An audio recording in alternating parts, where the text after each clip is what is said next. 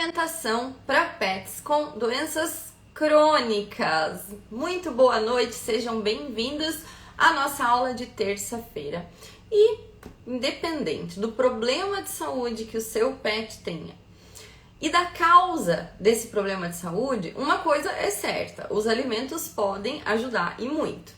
Mas eu não tô aqui para falar sobre detalhes técnicos de dieta terapêutica, para passar uma formulação milagrosa, né? Não é assim que as coisas funcionam. Até porque esses detalhes, né, eles dentro da alimentação natural e dentro de um atendimento nutricional, eles são levados de forma individualizada e não generalizada, né? Então, doenças crônico-degenerativas, quais são elas, né? E o que pode ter de diferença em cada uma.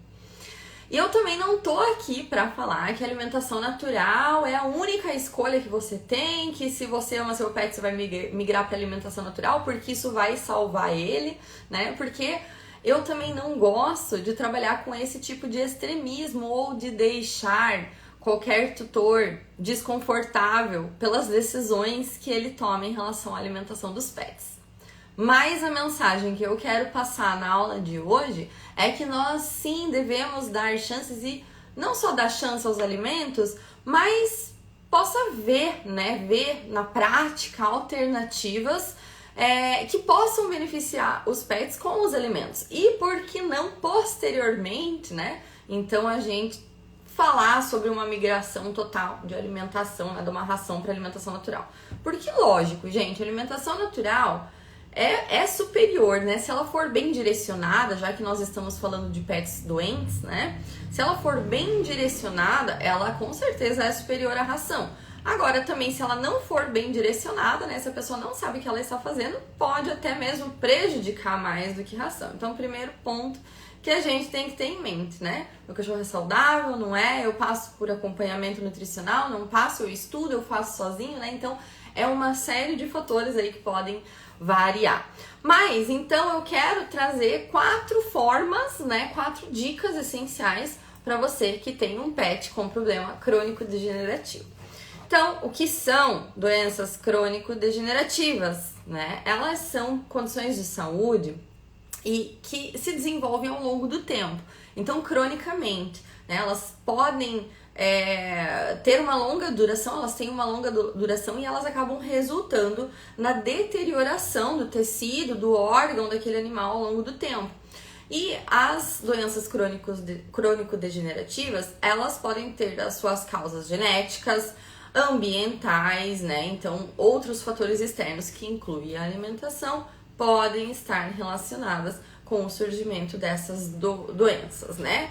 Então, quais são elas? Aí que tá, né? Às vezes a gente entra, né, na aula assistindo, pensando no pet que tem algum problema específico, mas é realmente muito abrangente. As doenças crônico-degenerativas são quase todas, né, assim, as mais conhecidas.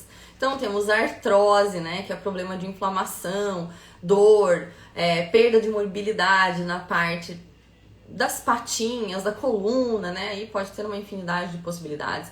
A insuficiência renal, muito conhecida, insuficiência renal crônica, né? Um problema clássico crônico que ele vai se desenvolvendo ao longo dos anos, e é por isso que eu falo que a gente não tem que cuidar da saúde renal dos pets só quando aparece alguma alteração no exame. Não, desde cedo a gente já consegue manter, né, o máximo controle sobre os teores aí dos minerais da dieta para evitar ou prolongar ou retardar o aparecimento, né, dessas doenças crônico-degenerativas, como por exemplo insuficiência renal, totalmente ligada à dieta, porque uma dieta úmida, né, requer uma dieta úmida, o cachorro se alimenta de ração, então tem uma série de manejos que a gente tem que mudar, né, tem a ingestão hídrica, então é uma coisa que o tutor tem que cuidar, né. Temos a diabetes também, conhecida, parecida com a dos humanos, né, então acontece por causa de uma elevação, no nível de glicose, do açúcar do sangue, por causa da falta de insulina, né? Então é necessária aí essa aplicação de insulina, é necessário todo um controle rigoroso com dieta. Como eu falei, meu objetivo não é falar a doença e falar o que é que você tem que fazer na dieta, né? até porque isso envolve muita coisa, mas são algumas características que a gente tem, né? Então, uma dieta mais alta em fibras, rica em proteína, não tão variada, né? Então, a saúde cardíaca também, né? Doença cardíaca, congestiva também é um exemplo de problema crônico degenerativo. Hipotireoidismo, hiperparatireoidismo, todas as doenças endócrinas também, né? Podemos citar hepática, já falamos de cardíaco, renal, hepático, pancreática, né? Todos os órgãos aí, incluindo o intestino, né? Doença inflamatória intestinal é um problema crônico, né? Ou pode se tornar um problema crônico se não tratado. E hoje é um dos problemas que a gente mais vê, né? O pet que tem muco, cocô mole, diarreia direto, vômito, né? Então tem uma série de coisas, né, de estratégias que a gente pode adotar dentro da dieta, da alimentação natural mesmo, né, para esses pets. Câncer, né, também não podemos deixar de falar. O Alzheimer canino, que é a disfunção cognitiva, meu Deus, assim, realmente são muitas opções, né, de doenças aqui que a gente pode usar para exemplificar o que é uma doença crônico-degenerativa. Mas tem algo que todas elas têm em comum, todas elas, né? O organismo está sofrendo um estresse oxidativo e inflamatório, né? Então isso é fato em todas as doenças. E até mesmo nas doenças que não são crônico-degenerativas, como um sobrepeso, uma obesidade, né? Até mesmo nessas condições de saúde, o organismo está inflamado, está sofrendo estresse oxidativo. Está sendo produzido, né, radicais livres, e tudo isso que a gente escuta falar na saúde humana também acontece para eles. Então, como que a gente pode prevenir o aparecimento dessas doenças ou retardar o envelhecimento dos nossos pets, ou, sabe, tentar ajudar com que eles não cheguem nessa fase da vida, tipo, fique bem, de repente fique doente, cai a qualidade de vida deles. Não, a gente tem que fazer esse gráfico, né, vamos dizer assim, e mais alinhado, né? Eles têm que crescer com saúde para que quando eles cheguem na velhice, eles não tenham esse pico e não caia a qualidade de vida deles, mas sim, eles consigam manter, né, essa curva da saúde mais achatada. Lembrei agora do achatamento da curva que me veio à mente. Enfim, então, gente, as 4 dicas que eu quero dar, deixa eu ver o que vocês estão falando aqui, que eu vi que já me deram um oi, senão eu passo e esqueço. Você tem curso? Sim, nós temos diversas opções de e-books, cursos, incluindo um super completo que é a comunidade, incluindo o nosso livro de receitas, tem bastante informação da chefe disponível. Foi a melhor escolha que eu fiz para o meu bebê, com certeza a alimentação natural é sempre uma boa escolha. E o tutor percebe muito isso, né? Minha decisão para mudança, como eu sou chefe de cozinha, eu vi meu bebê comendo algo seco e duro e fiquei imaginando o que ele tem que comer algo sem aparência, duro e com um cheiro horrível, né? Pois é, por quê, né? Por que a gente não pode dar comida de verdade? Parabéns pela sua decisão e com certeza sua cachorrinha é a melhor beneficiada nisso. Boa noite, gente. Então vamos lá. As 4 dicas principais como os alimentos conseguem ajudar, né? Então, nós podemos falar dos nutracêuticos. Então, eu estou diante do seguinte caso: o pet não consome alimentação natural, ele come ração. Ou ele não consome uma alimentação natural indicada, né, que seja aí para a qualidade de vida dele. Então, nós podemos utilizar os nutracêuticos. E o que são os nutracêuticos? São nutrientes, né, que possuem efeitos funcionais,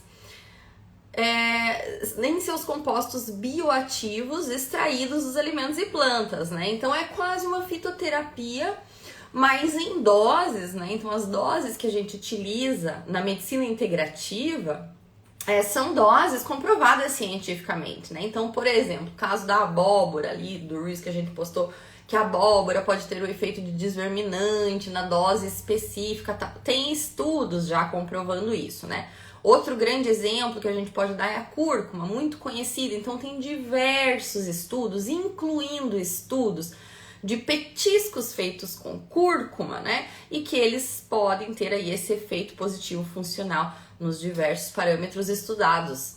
Então, é um potencial muito grande, porque esses são só 2 meros exemplos, né, de nutracêuticos conhecidos, mas tem muito mais. E a gente pode formular, né, algo específico para direcionar aquele problema. Então, por exemplo, tem uma saúde cardíaca, eu preciso fornecer energia, eu preciso recuperar o estado de saúde das mitocôndrias lá de dentro das células. Então, enquanto a medicina tradicional trata sim, né, e uma complementa a outra, sintomas e tudo mais, né, as especialidades aí, né, fazem ali o trabalho realmente multidisciplinar no PET, quando se trabalha em conjunto, a nutrição ela vem para tentar chegar na base do problema, mas não com medicamentos, mas sim no sentido de fornecer para o organismo o que ele precisa, né? Então a gente estuda muito bioquímica, né? Bioquímica. Então, como que funciona isso? Justamente saber que em uma doença cardíaca a gente precisa trabalhar com uma otimização mitocondrial, que a otimização mitocondrial vai fornecer energia suficiente para o meu coração bombear todo o sangue, ter a força de bombear todo o sangue e fazer a função dele, né? Então, quão fantástico é isso, a gente poder consumir um nutriente com ações específicas do jeito que a gente quer. E hoje, inclusive, temos até opções comerciais, né? Eu sempre trabalhei com fórmula prescrita, manipulada, mas hoje eu conheço e indico diversas marcas comerciais que trazem aí essa ideia de nutracêutico, não de medicina alopática, né? E aí a gente pode trabalhar, pode até mesmo comparar os efeitos dos alimentos, devidamente comprovado, com tradicionais anti-inflamatórios. Então a cúrcuma ela pode ter um efeito muito comparativo aí, né? Principalmente se estiver em sua forma bioativa, se estiver com uma boa absorção do organismo, né? Com o medicamento anti-inflamatório. Assim como os omeprazóis da vida, né? Nós temos aí gengibre, espinheira santa, nós temos o próprio arroz branco, gamorizanol que vem do arroz branco, né? São omeprazóis naturais.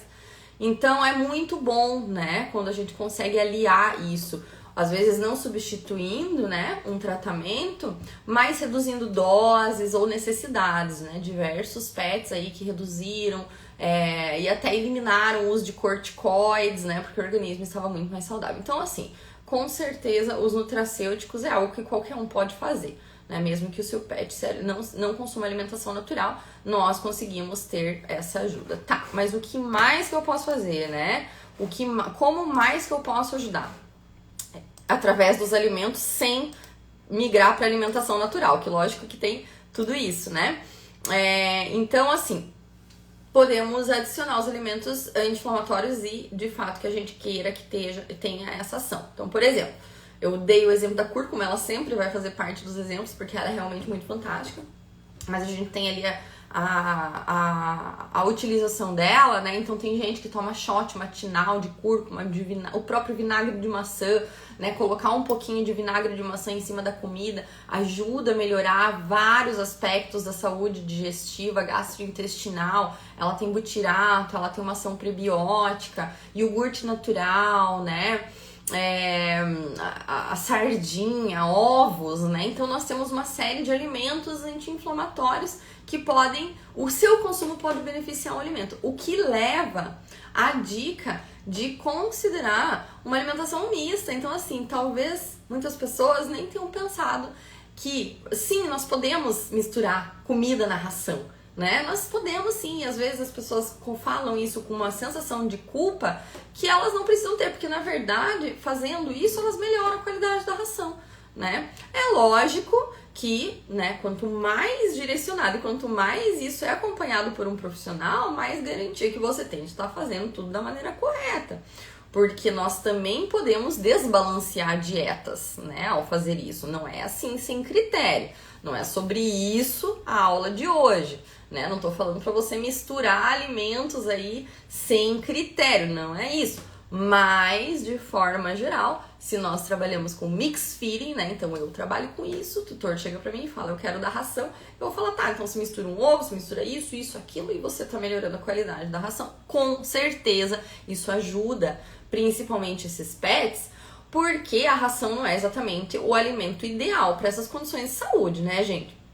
Convenhamos, um alimento seco, rico em carboidrato, baixo em proteína, às vezes com teores mais altos de gordura. Então, de fato, né, não quero Que nem eu falei aqui, não quero deixar ninguém desconfortável com suas escolhas, mas com certeza não é a melhor opção de alimento. Então tem como você pelo menos melhorar muito isso com os mixed feelings, né?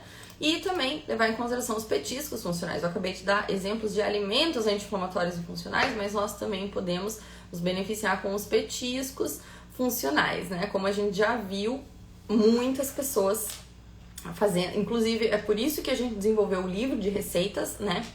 Foi para que a gente conseguisse trazer um conteúdo direcionado para o tutor ajudar, né, com todo aquele conhecimento que tem sobre os alimentos, a ajudar a escolher o melhor petisco para o seu pet, ou dar biscoito. Às vezes a pessoa faz alimentação natural e dá o pior biscoito do mercado sem dar importância para o petisco, né? Então você pode criar as suas receitas, você pode fazer o petisco, ou se você não quiser fazer petisco, nem comprar petisco, né? Você pode usar aí os benefícios dos nutracêuticos diretos dos alimentos, né? Então são dicas que a gente dá de como você pode combinar, assim, uma pasta dourada, né? Eu tava dando exemplo da cúrcuma. Então, se a gente fizer uma receitinha com a cúrcuma, que é misturar ela com óleo de coco e um pouquinho de pimenta do reino, a gente tá melhorando a biodisponibilidade dessa cúrcuma, né? A gente tá favorecendo a absorção dela no organismo. Então é um super exemplo de receita funcional. Outro super exemplo que todo mundo conhece de receita funcional é o caldo de ossos, né? O caldo de ossos, é uma receita funcional? Sim, muito, né? Então o fato de você fornecer esse tipo de coisa, e eu convido você a ver o nosso último Reels ali, penúltimo ali, os últimos, que eu compartilhei com uma profissional de fora, inclusive, que faz aí essa mistura na ração, né? Com caldo de ossos, com cenoura, com pó, ela colocou a clorofila, né? Mas ela dá várias sugestões, a própria sardinha, ovo, aquilo que eu tava falando, né? Criando aí opções de receitas funcionais. Então, meu pet tem problema de alergia, a gente pode desenvolver uma receita pensando em utilizar alimentos que possuem fontes de quercetina, que são anti-histamínicos naturais. O pet tem problema digestivo, a gente pode focar em um petisco que seja rico em enzimas digestivas, utilizando as frutas, kiwi, abacaxi, gengibre, né? Então favorecendo aí essa digestão. Nós podemos fornecer também petiscos funcionais para os pets que têm problemas articulares. Então tem muita possibilidade, e é justamente isso. Esse que foi meu objetivo com a aula de hoje. Tentar elucidar, né? Criar aí mais opções que, quem sabe, você que está aqui não tenha pensado ainda nessa possibilidade, né? E eu vejo muitas pessoas assim, mas eu não posso dar N, então não tem nada pra eu fazer? Não, tem muito, muito que você pode fazer. E quem sabe não, posteriormente, né? Migrar também pra N, por livre, pura decisão sua, né?